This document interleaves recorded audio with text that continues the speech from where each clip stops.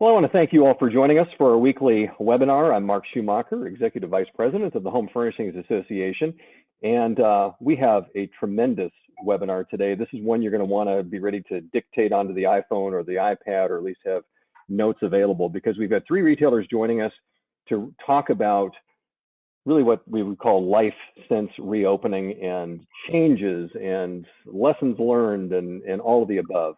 So I'm excited about it. This is really going to be a round table just without the round table, and we're all in square boxes, but we'll make it work. I want to remind you a couple of things. First of all, this will be recorded, so you'll be able to share this with others afterwards, which is always great. Also, the best resource page in the retail industry is myhfa.org/COVID-19. We have resources there. These webinars are based there as well. Please make sure to go there. It is updated consistently, and it has become really a great place for people to go. I also want to mention we have a couple of handouts available on the right side of your screen that we'll talk about in a little bit. One of them is the HFA benefit guide, and also we have a reopening checklist there. But you can also submit questions to the group. That is also on the right side of your screen. So let me talk about who we have with us today, and this is a great group we brought together. First and foremost, we have Rick Howard.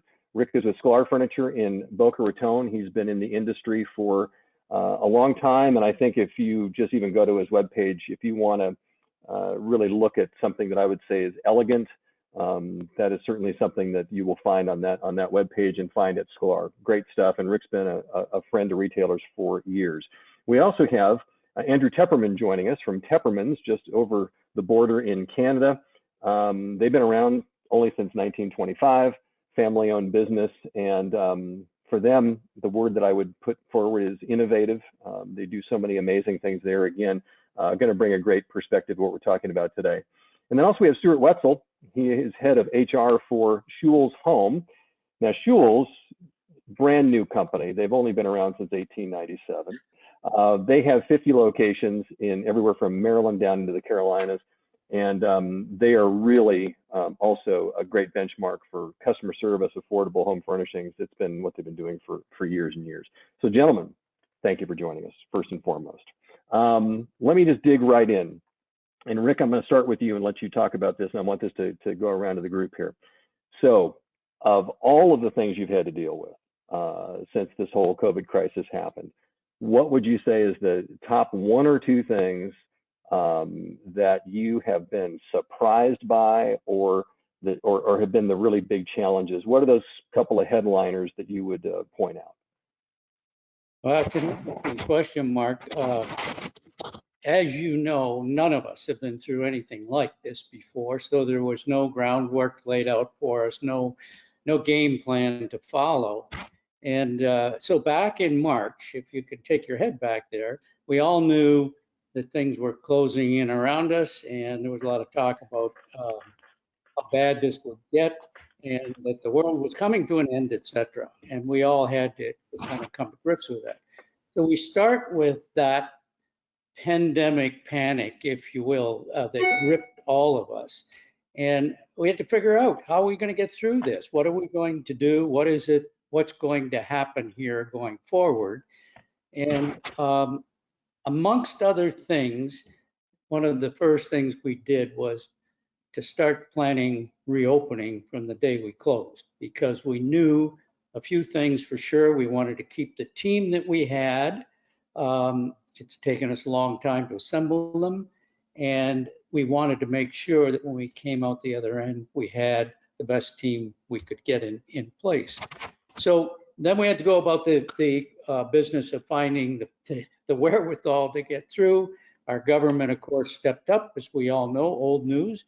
But it was a wonderful thing, because it helped a lot of small businesses in this country. And I think we would have had a much worse situation if that hadn't happened. So once the vice came off of us, so to speak, we really worked hard to work with our employees. So this is now approaching mid to end of April, to train them with new skills that they could bring back to work when they came, to have them daily meet on a Zoom call to make sure that we were all doing the sorts of things that we wanted to do. to reach out to their clients to find out how they were. Just, I mean, more than they're not looking for sale, they're looking to continue to work with the people that they've been working with. And all of that was working well.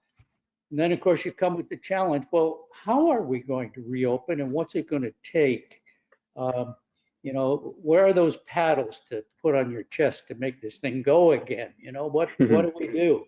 And so, you know, the old adage that a sale, and so we put our best foot forward, went to our manufacturers, and put the deepest sale we've ever put on in our company. And that started to dribble out. And then we decided, okay, we're going to open, this is now approaching the end of April. We're going to open by appointment and appointment only. And morale is building all the way through this because the nobody left. Nobody was discouraged. Well, we were all discouraged, but not terribly. And we knew that in order to open even by, and this was a blessing actually to open by appointment, because you had to, it's like those first curtain calls. You had to make sure everything was perfect. There wouldn't be a second chance to open correctly. People had to feel safe. So we knew we were bound by CDC rules, by the governor's rules, and we took that very seriously. We didn't want any of our staff to contaminate a client, and by the same token, we didn't want a client to bring COVID into the store. So at some point here, I'd be happy to go through the priorities and things, but I've been yakking for a bit. But anyway, before that first week was done, the governor said 25% open. No, so that was encouraging. We opened 25%, had good traffic. Open, then by the end of that week, he said 50%, and we were able to open for that. So all of those things put together gave us the best May we've ever had. So my point here is that you had to be working during the shutdown. You had to be proactive in knowing how you're going to come out of this and how it's going to work. I mean, I love what you said about the standpoint of the first day of working on reopening was the day you closed. And there's a lot of what you said in there that we'll kind of unravel here in a bit. But I really liked a lot of where you talked about, because, you know, we also all want to know, everybody listening to this webinar is going to want to know how truly you managed to build morale while you were closed, because boy, that was, I've heard from so many retailers that it was tough keeping the teams rolling. Andrew, let me ask you, surprises, the things that that you know, really with the best planning even might have caught you off guard, or the things that you really had to be agile enough to address, you know, relatively quickly? Yeah, I mean, there was the closure period and then the opening period, and we got caught with, there's probably 100 things that were happening every day because we were in no man's land or no person's land. And I mean, everything from government subsidies, like we didn't know what was going to happen. Things were changing so fast, you know, in the beginning. So you got HR on one phone, you got, you know, communication people on the other phone. But what I was really surprised with all of that was the resilience of our people. Like that one day where we had to lay off 300 people on one day. I mean, for me, that was the most difficult thing I've ever been involved in, because, you know, as a family business, you know, the people, you know, their families and everything like that. And then watching how they were more worried about me at that point, which I found amazing. They were like, Andrew, we're going to be okay. You know, the business is going to be okay. We have to do what it takes. So that for me, there wasn't even really a close second to that, the resilience of our people. Other things that kind of caught me off guard were, and surprised me, were how quickly we had to move to e-commerce. And we never did that great. I mean, we did okay, but it really just took off. Like our team realized we're either going to do this right and fast, or we're going to sink quickly. And so we had the entire team focus on how we're going to maximize e-com while closed. And we launched our chat system. We have a great process to do it.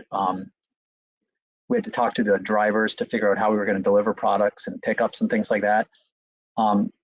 So that was a positive surprise. I think the other surprise when we opened was how quickly the customers came back. And you spend a lot of time forecasting and budgeting and really trying to just put some visibility to the future. I mean, everything we've done has not worked, and we're pretty good at forecasting, but completely off on this. It bounced back, like Rick was saying, it bounced back really fast, and so that caught us off guard, and then that caught our supply chain people off guard too, because you can't just get the products flowing that quickly, and our suppliers got caught off guard too. Just going back 2 months ago, we were all planning 50%, 80% decreases for an inevitable amount of time, but all of a sudden we're catching up fast. Everybody's catching up fast, and we're having increases. So very hard to balance everything at that point, but we are. Isn't it interesting, just in the early stages of this conversation, that here we have two very different retail models. Rick, you've got your single store in Boca. Andrew, you've got 6 stores, 6 outlets up up north of the border.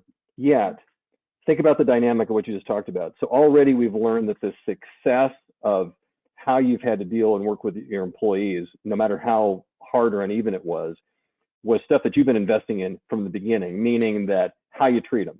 I heard that from both of you. How you treat your employees well in advance of this really helps you carry through this. So what a great lesson to remember, that the investment you make today in your people will pay off dividends potentially down the road. And then I love the fact that, Rick, you said, you only have one chance to do it right. Andrew, you said, you want to do it right, even if you need to do it fast, you need to do it right. So also it's a question of you both approach this like you're not going to get a second bite of the apple. So whatever we change and do, we got to make sure that it's done well. So we've already got some good threads here. So now we go to further down the spectrum here. Schewels, we know a Schewels home is, you're talking 50 locations. So Stuart, what were the surprises, good or bad for you from your seat dealing with HR with a company that size? Sure. So first off, just for clarification, we actually didn't close. So we qualified as an essential retailer and stayed open. So.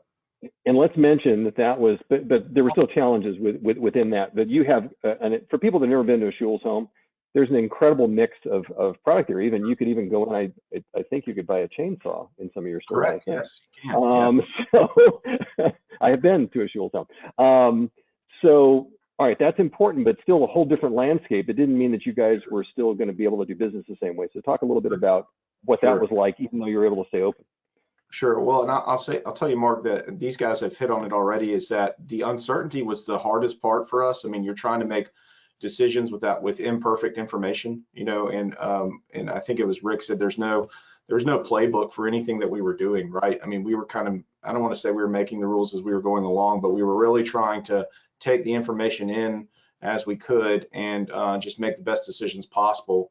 And we jokingly, kind of said internally, we have a 24-hour rule, because, we would make a decision, implement a policy, and then a governor in one of our states we operate in would come in with a new policy that would just completely, wipe out everything we just spent all this time talking about. So, we had to have a lot of patience, and we spent a lot of time as like a COVID-19 response team internally, meeting several times a week. And then the biggest part about how we dealt with this, or how we got this back to the employees, because they're seeing businesses around them close down. They're seeing, other people in the industry taking these breaks. They're seeing other, the schools closed down here in Virginia. That was a big thing that sent a lot of shock waves through in North Carolina and West Virginia. And we really just had to make sure that we were keeping in, consistent, transparent communication with our employees, making sure that people knew, not only what decisions we were making, but why we were making them. I think that they really valued the fact that they knew that we were not just sitting on our hands, in an ivory tower at corporate, so to speak. I mean, they knew that we were trying to work around the clock to come up with the best solutions for them, for our customers. So my best advice to anybody who ever has to deal with any type of crisis like this again is really just keep in constant communication with your teams, with your people. Be transparent with them, be honest and upfront with them, and obviously let them know the decisions you're making, but obviously why you're making those decisions. Because I'm an HR guy, so I use a lot of analogies, but my analogy is our brains are like buckets.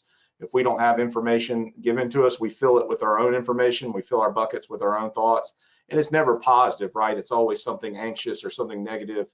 You know, my joke is when Mark Schewels stomps by and closes the door and slams his door to his office, I never say, he's in there thinking about giving me a raise, right? You know, I always say, oh man, he's mad at me. What did I do? Something's wrong.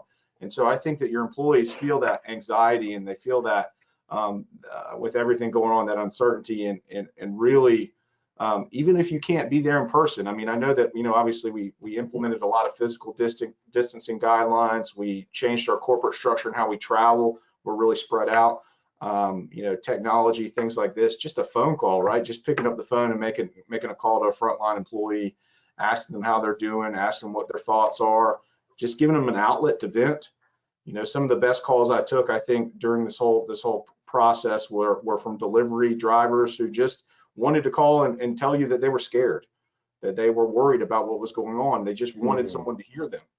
And you know, my job and the job of us in a leadership capacity is to hear them, is to listen to them, and then to help, you know, kind of dispel some of those things, help separate the fact from the fiction. Because as we all know, I mean, every device that we have, you can get on any type of outlet, media outlet, social media. It's hard to know what's true and what's accurate. So I think that just talking to your people, helping them understand the decisions that were made, and really just keeping up to date on the various guidance that's out there, like Rick was saying, from the CDC, OSHA, WHO. I mean, we spent hours looking at all the various resources that were out there for us, things that we had never taken advantage of previously, that it's been a big learning lesson for us about what you can find out there very quickly if you just do a little research. So that's the one thing I will say that has really helped us through this process as we've stayed open. It's just the communication, the planning. And back to my initial comment, there is no playbook. Well, this is the perfect opportunity to write a playbook. So to create one. Well, and you know, the interesting thing too is that you know, and I don't want anybody to get the wrong idea, but just because you guys were open doesn't mean you didn't have you know, it wasn't like there were, you know, lines outside the store kind of a situation. I mean, it just, everything was so changed, even for retailers who could stay. Let me ask you guys this question. I know hindsight's 2020, but Rick, I want to just stick one more round here with the employee aspect of it, because we get this asked a lot. So you mentioned about morale. How do you now, going forward, because there's still a lot of uncertainty and there's a lot of concern about what could happen next. So are there things you're already thinking about, or things that you're doing to really build that going forward? Because there's nothing more important than having that kind of supportive staff. Well, that too is an interesting question, and it comes from before COVID. The answer is from before COVID. So if you have a routine with your employees that they're used to, so let's take our designers. We have a morning meeting, and during that morning meeting, we discuss the things that are current and need to be discussed. Generally, it's there's some rah-rah in it too, and there's enthusiasm in it, and there's some silliness in it. They're used to that. And it's a good foil to what the type of work that they're doing. As we went through this piece, as I mentioned to you, we continued that morning meeting. Well, that goes on today. Now, it's very hard to keep people in your showroom with masks on. So the CDC and the Florida statute says, I don't actually know what the latest is on masks, but as far as we're concerned, everybody in our store wears a mask when they come in. If the client doesn't have some, we have some there for them. Okay, so morale is not, women are not happy with a mask around their face. Men aren't either, and if they're on for a while, it's very uncomfortable, as you guys might know. So social distancing is something that is absolute. And so we had to rearrange desks, we had to do this. So there's some trying moments in all of this where morale can, could tip into the dark side. But really, our job is to make sure that safety is first. Okay. We've got different age groups, different needs, young family, young mother, older person. It doesn't matter. Our clients come in, if they don't have a mask, here's a mask. There's sanitizers. Each of our employees gets a health check when they come in. So now, how do I feel? I feel safe here. So when you feel safe and the routine is similar to what you're used to, your morale is going to be good. Top that off with people coming in and actually listening to you and buying product from you. Hey, I'm starting to feel pretty good. So that's I love that, because so safety first. So show them that you care. I totally get that. But to me, the big takeaway is I love the fact that in the middle of all this change and craziness, even though you moved it to virtual, the point of the matter was maintain some of the routine. Give your people something somewhat familiar to stand on, and I think that's awesome. And you're telling us that has worked. That was a big plus for you, right? Yeah, and then we'd have a happy hour Zoom call with everybody, once every couple of weeks on a Friday night, and it was fun. Some had cocktails, some had water, some had. But the point was that everybody was together. Oh, it's so nice to see you. So I think that human element is what. I mean, I don't know how you felt sequestered away. I didn't like it, and still don't like it. But we're social animals. We shouldn't like it, right? I mean, there's no doubt about it. Andrew, let me ask you that same question then. And by the way, I had heard the story when it happened, and first of all, I cannot imagine having to lay off 300 people. I can't imagine, unless you have ice water in your veins, I can't imagine that doesn't hit you hard. But you mentioned that they're resilient and that they responded well. So now, from this point forward, how do you build that morale or make sure that the employees continue to feel, as Rick says, safe within an environment that is still a question mark? Well, now is when you really need to have very good, strong, trusting HR departments. There's so much communication going on. So a couple of things. There's an expression I heard a couple of years ago about when there's an emergency on an airplane, you put your mask on first, then you put your child's mask and other people's masks on. So we have a similar approach to Rick, which is you got to first make sure your people feel great, confident, trusting, safety. So going back to March, for instance, we closed down before the government forced us to close down. So for us, we took a stand and said, this is really important. Staff recognized that. So when we had to lay off those people, they understood that we're in this together. We had to, 100 people with days to work at home for essential positions. They saw how much time we put into that, moving technology into their homes and apartments and things like that. And also, when the government said you can reopen, a lot of people reopened that day. We said no. You can't just bring people back after 2 months. Let's pay them all, not open, and spend 2 days reorienting everybody and teaching them how we're going to reemerge in this new world. That really paid off, because all of a sudden the anxiety went away. People had total trust and confidence. So when those customers walked, and we're making our salespeople wear masks too and forcing customers to sanitize. But when we opened the doors, our people were on fire. They were laughing, there was no hesitation or anything like that. So that rubbed off immediately on the customers, I think. So it was just this trickle down effect where everyone benefited. Also, we still have some people on layoff, but we're bringing people back in now. We did other things the hero pay that some companies were doing. We paid our frontline workers more, and we're continuing to do that, even though we no longer qualify for subsidies because we bounced back too fast and our revenues increased so much. But we said, this is still important. Let's keep it, let's take care of our people first. There are going to be challenges though that we're still going to have to work through. Like the schools haven't opened. A lot of our staff have young kids at home. They can't come back right now. We had huge problems like many cities where when COVID hit the long-term care homes. So a lot of our staff brought their elderly parents back into their own basements or homes. So they got to take care of them. So we're still trying to work through everybody at this point, how we're going to bring people back to work, and if there can be a work at home long-term solution too. Oops, gotcha. You kind of froze up there at the very end, but I love those takeaways, and I think that it's interesting that you really involved your team in 2 days you took. You involved the team in really helping to set the tone for what to expect, and it sounds like you reaped the benefits there.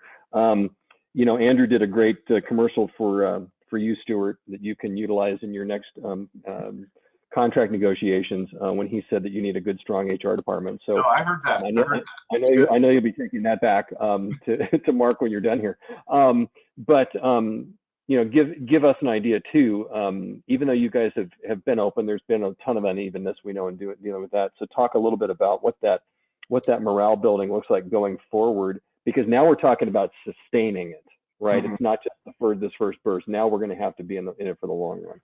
Sure. Well, and I think it's worth mentioning that, in the states that we operate in, obviously they have these various phases, and I'm not sure where each state is different, right? Each governor has a different plan, but mm-hmm. So they have these phases, and people are getting back to work, and we're trying to remind our staff and continue to put in front of their minds that this virus is not going away. I mean, it's still very much out there, and so I mean they still need to be vigilant. Just because the society is trying to return to some sense of normalcy, we can't let our guard down, so to speak. So, I think kind of what we've already echoed. I love that analogy. Put your mask on first. My person I learned HR from, he used to always tell me, you can't put your neighbors on if you're passed out in the corner, right? So you got to have your mask on first. Mm-hmm. We really wanted to make sure that we took care of the employees in regards to sourcing PPE. Was one of the first things we did. We knew if we were going to stay open, we were like, okay, well, if this is the path we're going to take, we got to make sure they're protected, right? Well, as you all know, in the States, it was really tough to find PPE early on in this because there was a shortage of it. There was a run on it for healthcare workers. So we got really creative on how we did that.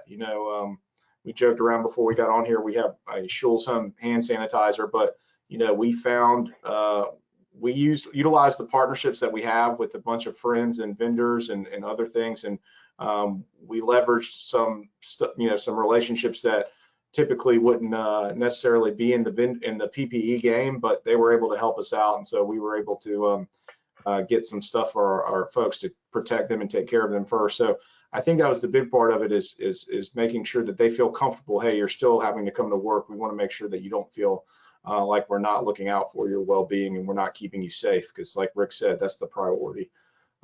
So making sure we have masks, hand sanitizers that are there for the customers, there for the employees, adjusting our policies. I mean, we've been really flexible about how we've adjusted our policies.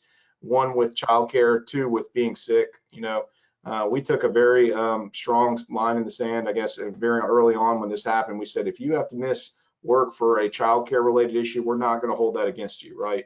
We're not going to count that against you for the purposes of discipline.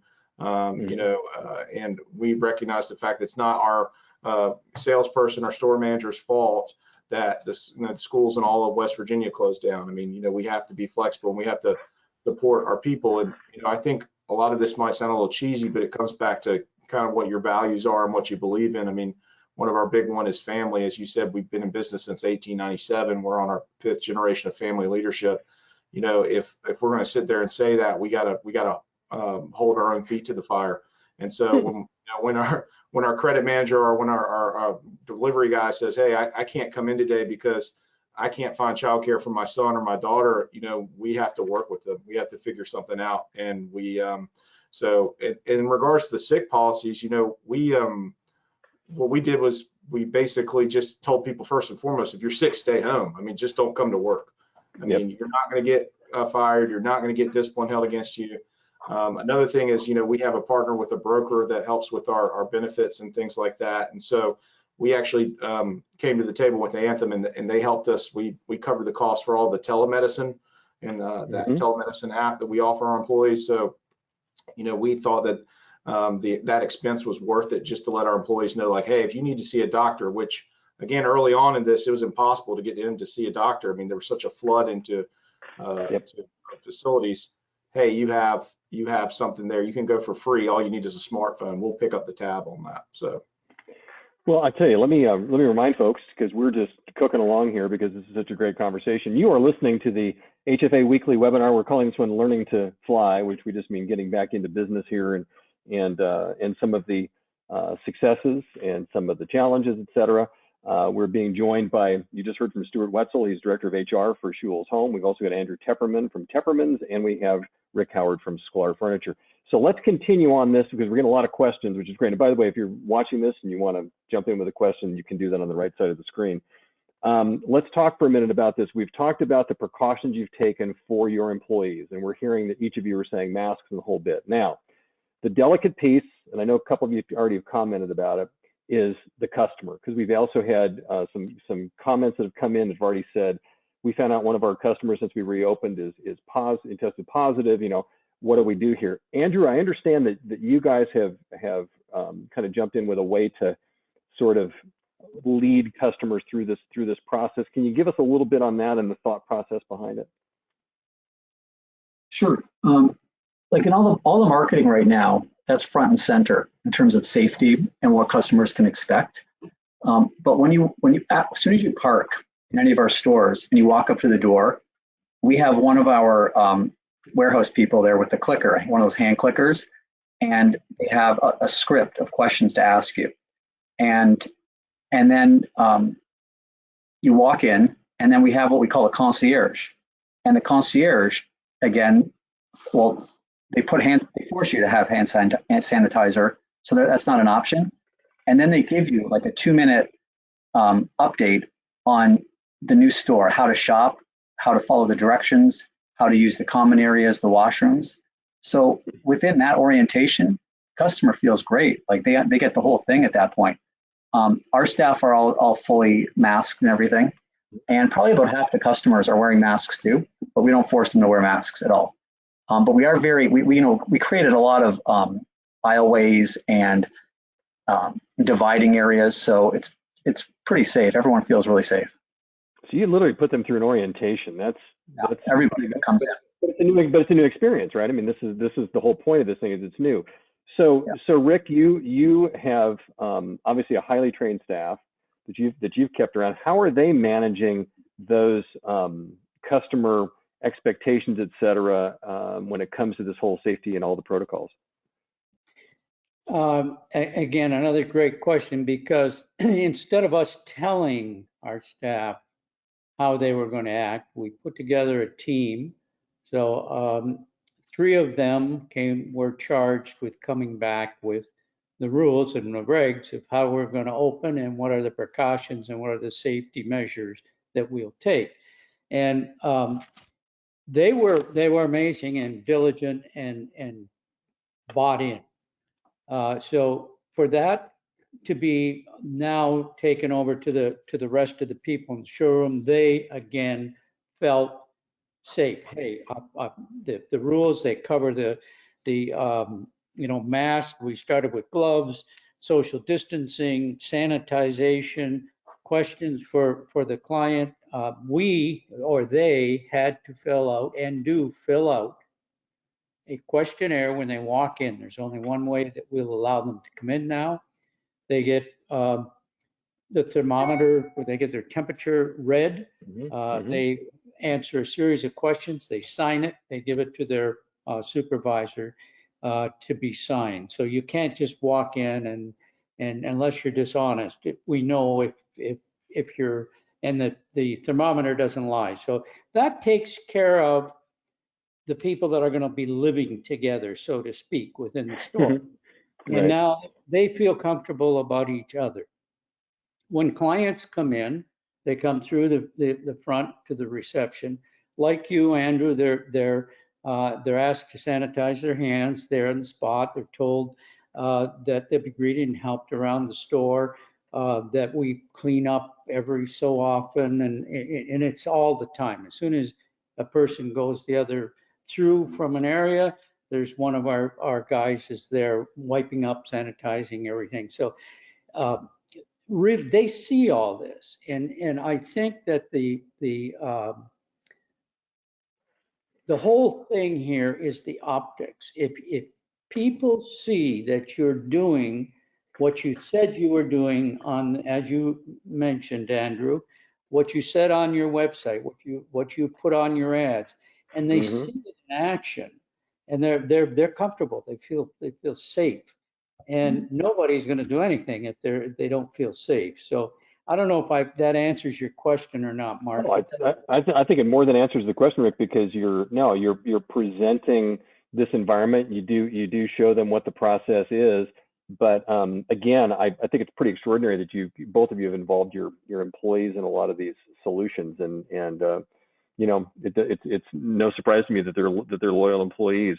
Stuart, I want to ask it a little bit differently from your standpoint. I mean, we know that you have taken precautions with the staff, et cetera, and you talked about how things have changed through this whole process. So early on, I'm just really curious, what did it look like first before you had all the guidelines, and you said the changing guidelines, to now? How was that? I mean, this is part of that agility thing in a business. How did you manage that, and where did that go from start to where you are now? Yeah, Mark, that's a great question. I will be honest. I mean, it was really uncertain in the very beginning, right? I mean, you know, like you said, there was no playbook. We were meeting, and obviously, naturally, business was not doing very well. I mean, you know, Rick mentioned earlier, we thought the whole world was going to end. So consumers were scared. The stock market was obviously tanking. I mean, there was a lot of uncertainty in the world, and there was just so much unknown about the virus. So early on, I mean, it really was, back to Rick's point, is just trying to, we made this point earlier about the routine, you create some normalcy, I think, for our folks. I mean, trying to calm people down. I think the communication piece I mentioned earlier, that really helped. Just try to like level things down, like, oh my God, I just saw on Facebook that blah. All right, everybody just calm down. You know, we have a plan. We are having these conversations now. This is being thought of. This is being taken care of. Having, you know, webinars, conference calls with our store managers and you know, on the front line, and letting them know obviously what's being done. But yeah, it was definitely, you know, a little uncertain when we first kind of got into this process. You know, I'll say too that the old saying is a rising tide floats all ships. I mean, I think that once the stimulus money got out to people, we have a lot of customers in a lot of areas that we operate in that have shown up and used that money, right? And so they've shopped at our store, and we've been, you know, very thankful and grateful for that. So as business started to pick up, I think a lot of the morale kind of started to turn around, so to speak. I mean, I think that, you know, they feed off each other. The customer and the employee, they feed off each other. So I mean, you know, the customer comes in, the employee's not certain, then the customer is going to be feel uncertain. But I mean, if the customer or the employee is confident about what's going on, if they feel safe, obviously the customer is going to feel safe, and vice versa. And so I think that us taking the time to, once we made that decision to stay open, once we said, okay, if we're going to stay open, what do we do if this happens, this happens, this happens? You know, I use the word decision tree. We kind of used a map. We kind of basically made our own roadmap of, okay, well, if someone tests positive, what do we do now? If their spouse tests positive, what do we do? If someone's being tested and they're waiting results, what do we do? So we kind of went through every scenario that we could possibly think of and developed quarantine procedures, developed obviously operating procedures at the store level, at the distribution level. And once everyone got into that routine, into that new normal, so to speak, I think that really reverberated back to the customer, and I think that's one of the main reasons we've seen our business do pretty well over the past several months. And all of it on the fly too, is what you're talking about. So let me ask you this, and Rick and Andrew, I'll just kind of throw this one up to either one of you to jump in first. So you talk about all these precautions and bringing the people through, et cetera. What are you doing? This is questions that we've had a lot of here. What are you doing when it comes to the areas where the customer has visited, touched furniture, et cetera, like that? What are you doing as far as ongoing sanitation, if you will, through the day? Neither one of you jump in on that one. I'd be happy to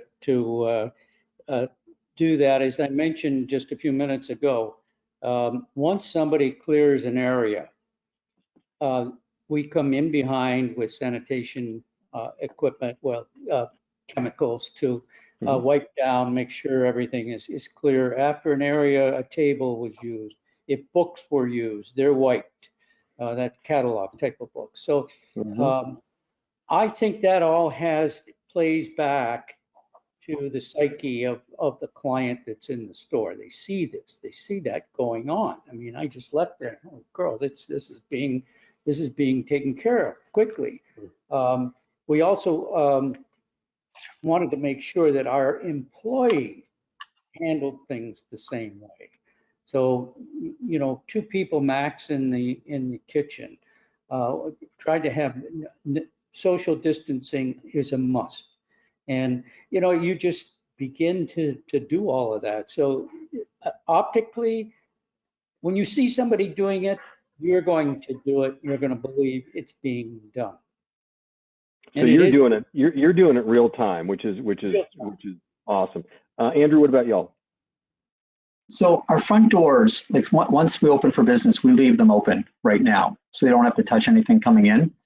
And you're forced to sanitize, so we know that at least our hands now are good at that point. Depending on where they go, like bedding was a big question for us. How are people going to feel comfortable to lay on a mattress? So we brought in these large disposable tear sheets that can be used for bedding or upholstery, and we give the customer an option. Do you want to lay on this, or you want to lay on the mattress ticking? And it's about 50-50. I thought everybody was going to want to lay on this disposable cover, but half of them are fine not doing it. We also have our warehouse guys, maintenance guys that are going around constantly. They don't follow customers, but they're just wiping down handles, anything, counters, washrooms.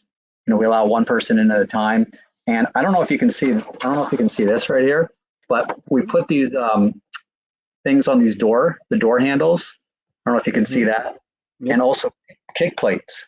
So you don't have to touch the door. You can just use your feet if you want to open up doors too. So that eliminates the virus spreading exposure. And also, like other areas, like we have to be careful in customer pickups. We want to make sure that customers aren't touching anything. Our drivers are very careful in the homes, wearing gloves. Pretty much every area that we can be extra safe. When products are returned, we're spraying them down too with a Lysol chemical, and then we were given direction to quarantine them for 2 days, but we're quarantining everything for 7 days just to be extra careful too. Okay. All right. Want to remind people, by the way, thank you for joining us for our webinar today with Andrew Tepperman of Tepperman's, Rick Howard from Sklar Furniture, and Stuart Whetsell from Schewels Home. We're talking about lessons learned since reopening or through this whole process and moving forward. And we encourage your questions. The right side of the screen there, you can certainly pose whatever question you like, and we will do our best to get to it.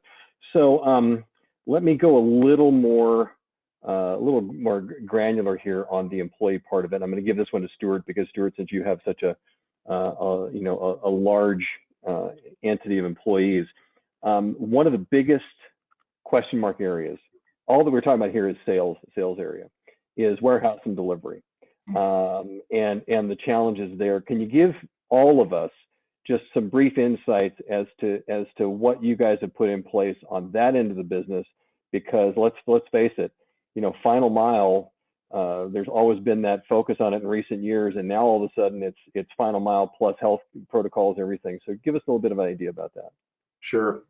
So one thing we did obviously early on is we adjusted our delivery procedures. We went to what we call threshold delivery. So basically we're just going to get it into the home.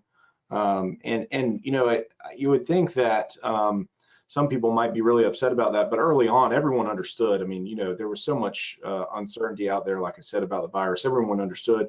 And so we also, when we decided, as I mentioned earlier, we're going to stay open, we need this PPE. Well, the delivery team was really the folks that we needed. We were thinking first and foremost, they're the ones we need to make sure that they have what they need first. So gloves, masks, what else? A lot of times wipes to wipe down the truck. I mean, cleaner, things like that.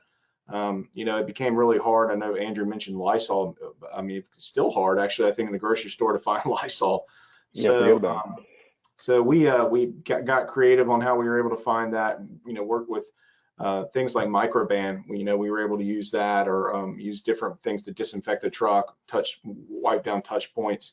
The threshold delivery, I think, really did a lot for the psyche of the employee. Is said, okay, I don't have to spend a lot of time in a person's home assembling the furniture, installing it, those type of things. Obviously, we had to make some exceptions. I say jokingly, we're not going to make a 85-year-old woman take a recliner up the stairs. I mean, we're going to get the stuff where it needs to go. But I think that making those adjustments, putting in a cleaning checklist. I mean, we put in all new cleaning procedures and disinfecting procedures, and just making sure that they had the PPE that they need, obviously, to feel comfortable. So that was the biggest piece. Okay, so that's a huge focus, huge concern, especially with let's say 2 delivery people in an enclosed cab, et cetera. No doubt about that. I have to ask this quick question just because it came up, and I would not ask this if I hadn't seen the Schewels Home branded hand sanitizer. But a question has come in from one of the folks watching the webinar who said, the masks that you're providing, are you branding them? Rick, are you branding the masks that you're handing out to people or that your employees are wearing? No, we aren't. They're too hard to get to start with. So, Okay. we were just happy that we could buy them. Well, I got you. I see Andrew moving. I know what's coming. Go ahead, Andrew. The ones that we had the option where the supplier said, we gave 5, these are just washable, and we gave 5 of them to all of our staff. And the supplier said that they'll put our brand on at no charge. But we were thinking the other side, which is, it looks like we spent too much money at that point. So we pulled back on that. Okay. Well, this is, listen, optics is everything. Stuart's digging for something, but I have a feeling that I asked. You weren't prepared, were you? I couldn't find it. So this is just the medical mask we bought in the thousands, but we did actually just order some, but those are, I don't have one to sport, unfortunately. It's still, listen, gentlemen, it's still business. And that's a great question though, if folks are going to do that, but you're right. It's hard to find them. It's tough to do that. Let me shift gears a second here and go, get into finance a little bit. How in the world do you now forecast? We started, everybody was like, I'm not telling any tales out of school. January and February for most home furnishing retailers boy, what a great start to the year. Everybody's like, man, we are coming out of the gate smoking. COVID hits, boom. Everybody's now thinking lost year. Stores reopen, bam, it's going up. So Rick, as a business owner, how do you forecast going forward? Because this is, who knows what it'll be in 2 months. Well, I'm going to go back to my opening comments. There is no playbook. So we're all there.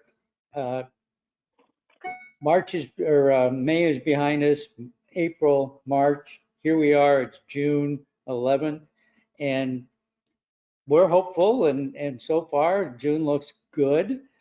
Summer is normally a little slower period of time. The fall usually picks up. It's a project time of year for a company like us. Sure. And we just look at what we have behind us in terms of specifications, the people we're working with, and the potential that's there. Our traffic count is good. The level of people that are coming in is just, it's right on, spot on. So would you say, let me get you to clarify here then. So I'm hearing you at least what I'm hearing is that forget about forecasting for 6 months from now. Is it so in flux right now, Rick, that you've just got to sort of learn week to week and really be much more granular when it comes to your forecasting versus really macro kind of longer term? Yeah, and I think each region has their own things to work with. It's also hurricane season down here. So, you know, people are musing over, well, what's that going to do to things? And I don't even want to go there, frankly.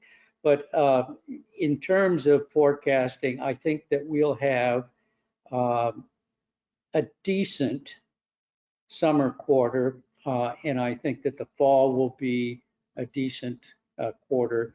And the jury's out on how quickly and how strong COVID comes back in flu season. And if we have any wonderful new pharmaceuticals to have a virus or mitigate at least the severity of the disease. So, you know, I'm sorry about the vague answer, but I don't know how else to answer that. Well, hey, listen, that is the answer in a lot of cases. Andrew, what about you? Yeah, so that, like I mentioned before too, this was a very challenging part of the business right now, especially when you borrow a lot of money. Like similar to Schewels, we do a lot of in-house credit, so we do borrow a lot of money. So what our thought was, let's pull every dollar we can out of every resource. Let's tap in every government program. Let's talk to all of our lenders.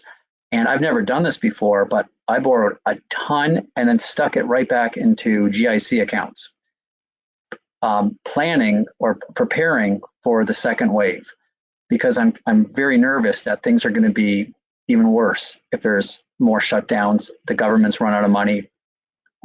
So it's almost like buying an insurance policy right now by withdrawing all these funds, but it allows us to sleep at night too. So then when it comes to forecasting, liquidity was the number one issue for me. Now I'm fine with that, but it's I actually created four forecasts. So and it's really interesting when you have a very aggressive COO who wants a 25% same store sales increases regardless if it's COVID or not COVID, and then you have your CFO who's extremely cautious, saying no, we're gonna budget a decrease this year. And so it's interesting the balance. But we created four forecasts, including what we call the doomsday, and we're basically just looking at this every week. And we have to be flexible and agile. We're gonna change the forecast for sure, because already coming out of May, we blew away the forecast in June again. So we're gonna kind of look at it by quarter. I think that's gonna be the big plan. I think for me, it's even harder to develop incentives for the staff because we have about 98% of our staff are on, revenue and profit incentives. And that is really hard to do right now. Because I don't want to create a situation where we're too low and then people can coast, or that we're too high and people just kind of ignore it because it's unattainable. So that for me is even more challenging than incentive programs than the actual forecasting of revenues. Stuart, do you have do you feel comfortable talking about? No, I'm sorry, Rick. Yeah. What were you going to say? I was just going to add to comment that we did exactly the same thing, or I did. I went and maxed out our credit line, went and, I'm still waiting for the EDIL to open up again, which it is apparently going to do, and I'll be right on top of that. And, we're building our cash reserves up to be able to take care of that past a quarter look. What's it really look like if it hits, and how are we going to get through that? So anyway, I'm sorry to interrupt. No, no interruption at all. Yes, Stuart. I was going to say, we found ourselves on the outside of the whole the small business PPP situation because we were over 500 employees. So we just decided when we made the decision, obviously stay open, we just had to obviously cut down on cost. I mean, we had to save where we could. We had to, people that were maybe, I don't want to call them unessential employees, but maybe part-time that was nice to have, but wasn't absolutely necessary. Maybe we had to cut back hours for individuals and things like that. But there is no crystal ball, I mean, on what's going to happen. But I think that we probably, we're doing our best to, make hay while the sun shines, while business is good, and then just try our best, obviously, to be conservative, I guess, in regards to our spending and to our operations. I mean, that's just the best thing we can do right now, is just make sure that we don't put ourselves in a position where we're overextended, because this spikes again. Who's to say they're going to do another round of bailouts? You think that they're going to, but I mean, I don't think anyone knows. So. Yeah, I mean, let's face it. Cash flow is where it's at, and what I'm hearing you all say is that's almost a daily. You know, if you're not keeping on that, and we've been preaching that here with webinars and discussions for HFA for the last 2.5 months, but it's so clear to me that that's key. So the forecasting is not long distance forecasting anymore. It's like right here in the near case. We have just a few more minutes left, and I'd like to just do a quick round to everybody, and just leave this a little more open-ended, because if we don't have time to go deeper into some of these other areas that we maybe have not. But so this is your chance to talk to fellow retailers of all sizes, just like we've got represented today.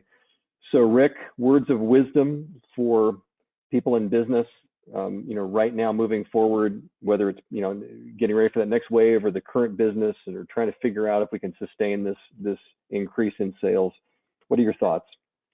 Well, I heard a million things here this afternoon, and Stuart, of course, having your team and having pairing your expenses are very important. Building the cash reserves the best that you can, your supply chain issues, but it all comes down to me to people. And those people that are going to carry the torch every day have to be in it to win it. They can't be worried. They have to feel safe. And we've got to build that environment for our clients and our people. So all of the things that have been said, if you can do all of those things, you can probably walk on water too. So just do your best. Get it done. Okay. Andrew, what about you? We definitely are in a different time right now. And like a lot of companies, you start the year out with an annual strategic plan. So we originally started ours similar to how we do every year. And then we finally had to shake our heads and say, listen, we can't load up this plan. We can't put the nice to haves in it. We got to be hyper-focused, targeted. It's all got to be about really pushing the revenue and profitability side of the business this year, knowing that we feel very comfortable with the people side right now. So kind of like the message that I've given to my team and my team's given to the front lines is get everything you can right now, because we don't know what's going to happen next week, next month. Just push as much as you can. Okay. And Stuart, you got about 30 seconds. What do you got? I'll keep it short and sweet. I'm a token HR guy, so I'll say, back to Rick's point, I think your people are your greatest asset. And you take care of your people, they're going to take care of the customer, and that's going to take care of the business. So that's what this time has shown us. I think it's proven to be true. It's a tale as old as time. It's just make sure you take care of your people. So. Well, I appreciate it. And let me just mention to everybody that once again, this webinar will be available at myhfa.org/COVID-19, along with other resources. Also, we always have continuing discussions on our HFA retailer to retailer Facebook group.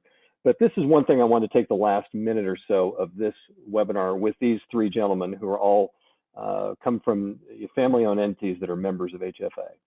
The reason that this association was formed 100 years ago was it was retailers coming together to help each other, to hear from each other, to learn from each other. That's what we did here today for this last hour. That is just one of the many values of membership in HFA. You're going to notice on the right side of your screen that we've got the benefits guide there, plus a reopening checklist that I highly recommend you download as well. But there are so many of the benefits of membership that are helping members, and I've had conversations even earlier today about it with members, that are helping them energize and supercharge this reopening. Whether it's finance, whether it's saving in other areas, all of it is helpful. So, this is a blatant pitch for membership, but this is the time to come together and to absolutely learn from each other. And that's what HFA is here for. And that's why we have gentlemen like Rick, Andrew, and Stuart joining us. So it's a pitch, but it's something I believe in. And I appreciate you guys really putting a great foot forward to show what members of HFA are all about. So Rick Howard from Sklar, Andrew Tepperman from Tepperman's, and Stuart Whetsell from Schewels Home. I want to thank you all very, very much. And for the rest of you, we hope that this reopen, that this boost in business, that it continues. and we're going to be with you to work to make sure that it is sustainable. I'm Mark Schumacher from HFA. We will see you next time. Thanks, Mark. Thanks. Mark.